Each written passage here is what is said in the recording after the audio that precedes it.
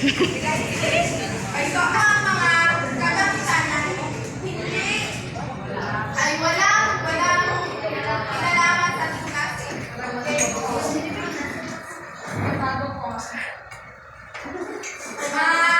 Labyaga, sumayo ka, meron bang klase? Meron bang lima sa ating klase ngayon? Labo! Dahil walang ibang malakpakan nito ang handa na ba ang lahat? Oo! Kung gayon, hahatiin ko kayo sa tatlong pangkat. Ang unang pangkat, dito ka.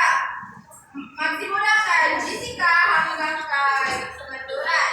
Ang pangalawang pangkat, kang Maylon.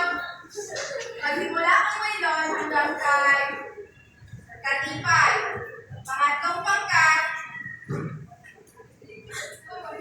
kay Tagalog hanggang kay Sino? Ay, alam niya.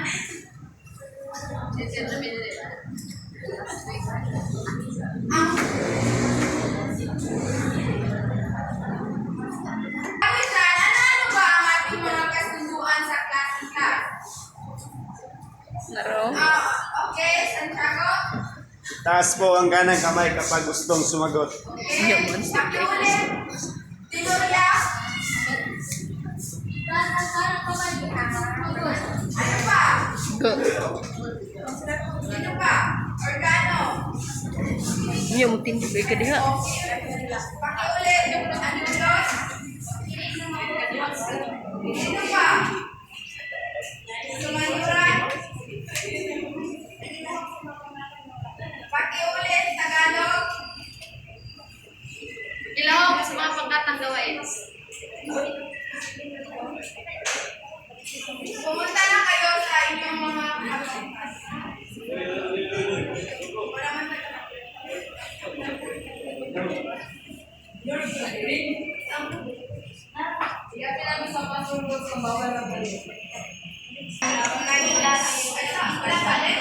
Otro.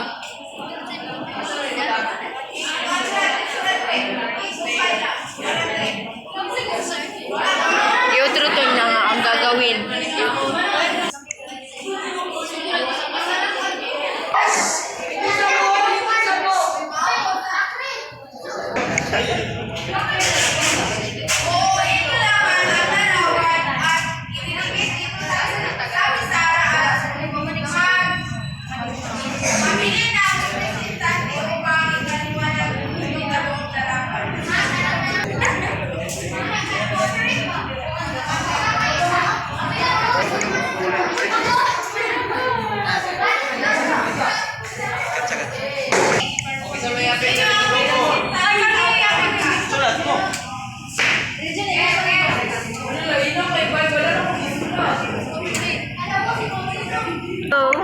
So, magandang umaga sa lahat. Obvious naman, kami ang makauna. Siyempre. Yes, and ito kami ng buong Galawan.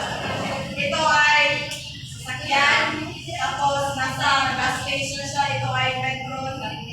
Oo. At, yes, marami dito ganito sa ating lugar. Kasi naman, ang Dipolo ay napaka-progressive. Siyempre, maraming mga ganito. Ngunit, ang problema, ano? Ayun, that's why. Kasi, mahal talaga siya, guys. Maraming salamat.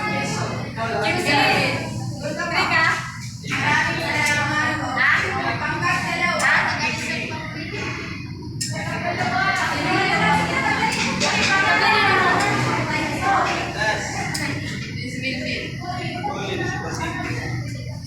Magandang umaga sa lahat. Yung word pa. So, ito pala ang po ng aming sabi ng isang pagkukulang po kay mga Tagalog. Ayun na po ba na? Ay, natin yung lakan nyo. Sa mga alam niya kayo, wala na. Wala yung gusto. Wala ka na rin. Wala na sa basura. Wala mo na po. Nagbahan siya because of the rain. Wala pa. Sino? Tatlong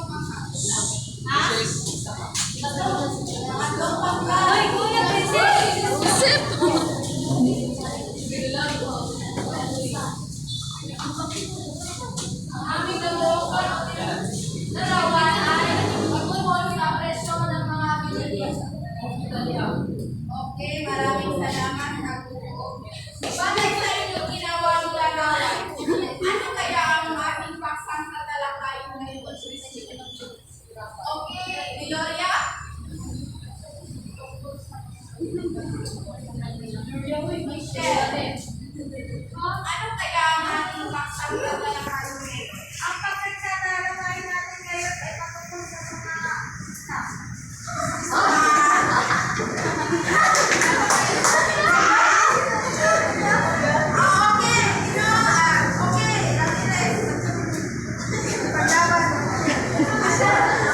ang pagtatalakay natin sa umagang ito ay tungkol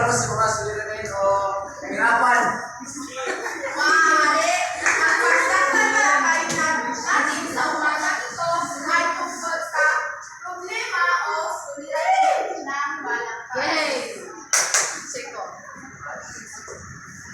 Pero bago dyan, basahin muna natin ang ating showing.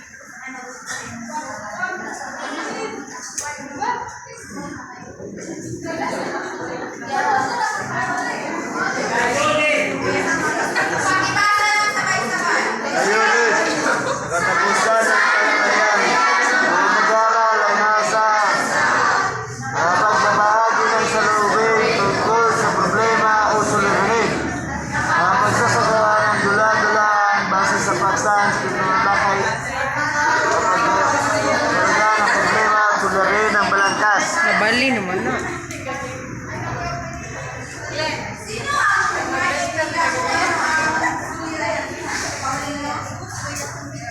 Ang naglalaro sa suliranin ang siya nagbibigay ng kulay sa isang aktaw na ipekto sa pagkakaroon dito, umiikot kung ano nga ba ang kailangan itasin ng bida, kung ano ang kanyang katawan ng problema, suliranin, at dapat na ito ay pagpanapanatid po ang kulay na pagpilingin at basahin ng mga manunood o mambabasa.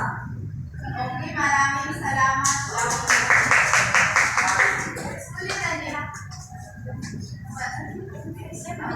Ang suliranin ay kailangan pumukaw ng interes ng mambabasa upang masundan ang paglutas ng problema, tama man o mali.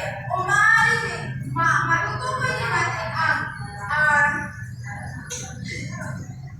sa daigdig, sa kapaligiran ng daigdig, ito ay matuturing na problema dahil ito ay may mga pangyayaring hindi natin inaasahan. O di kaya sa ating nangyayari sa ating buhay na sa ating damdamin, sa ating emosyon, o di ba umalalim na ang pag-iisip. Maliwanag ba, class? Opo. May katanungan ka ba kayo? Wala na po. At ipagpapatuloy ninyo. Oh. Ngayon ay magkakaroon tayo ng pangkalagawain sa kapalimunan ng pagtatay, gumawa kayo ng dula-dulaan. Gumawa kayo ng dula-dulaan. Kayo lang. Gumawa kayo ng dula-dulaan. Kayo lang bahala kung ano ang iyong paksa, kung ano ang iyong paksa na talakay. Pero may kaugnayan dito sa ating paksang tinalakay ngayon. May 3 minuto naman kayo na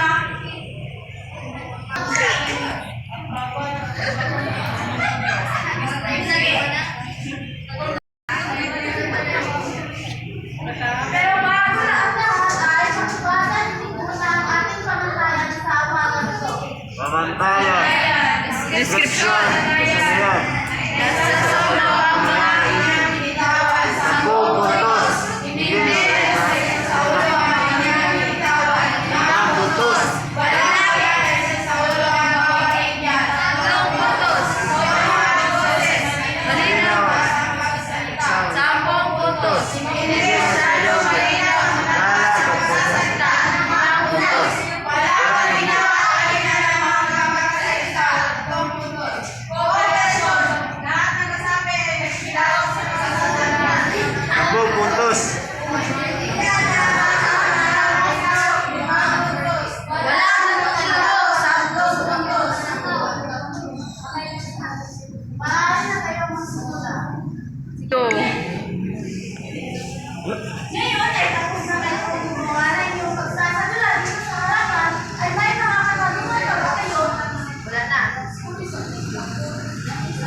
go.